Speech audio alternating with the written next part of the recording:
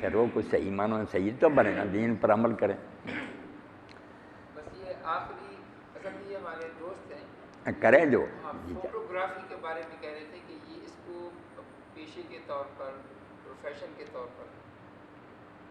بس وہ دو چیزیں جو نا ان کا خیال رکھیں، آپ بے حیائی کی تصویریں نہ، بچیاں جو ہے نا اوریاں اور ننگی، ان کی تصویریں نہ بنائیں،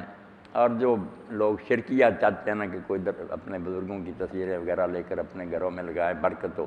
ان سے پرہیز کر سکیں تو کریں، باقی کوئی بات نہیں، آپ کرتے رہیں یہ پیشہ۔ بزرگوں کی تصویر ہو اور گھر میں لگانے کے لیے لگائے کہ بتانے کے لیے ہمارے بزرگ ہیں،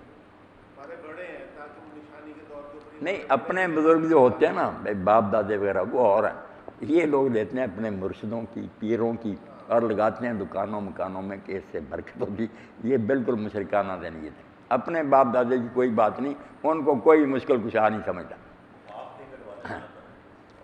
یہاں ہی میں عرض کر دوں، کئی مرتبہ یہ لوگ نا دھوکہ دیتے ہیں کہ آپ جو نا میت کے لیے کہتے ہیں کہ اشارے ثواب جو کر لو، دعا کر لو، صدقہ کر لو،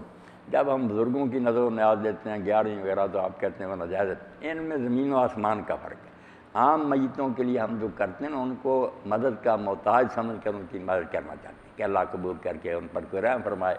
بزرگوں کی جو نیاز ہے نا وہاں ان کا بالکل تصور نہیں کہ ان کی مدد کرنا، ان سے مدد لینا چاہتے ہیں کہ خوش ہو جائیں اور ہمارے کاروبار میں برکت دیں۔ یہ بالکل الگ قسم کی ذہنیت ہے۔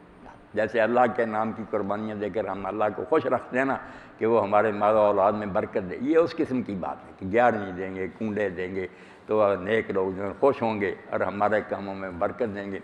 عام مردوں کے لیے جو ہم کرتے ہیں نا ثواب پہنچے نہ پہنچے وہاں ہوتا کہ ان کی خوش مرضی، وہ گناہ گار ہیں، اللہ تعالیٰ ان پر رحم فرمائے۔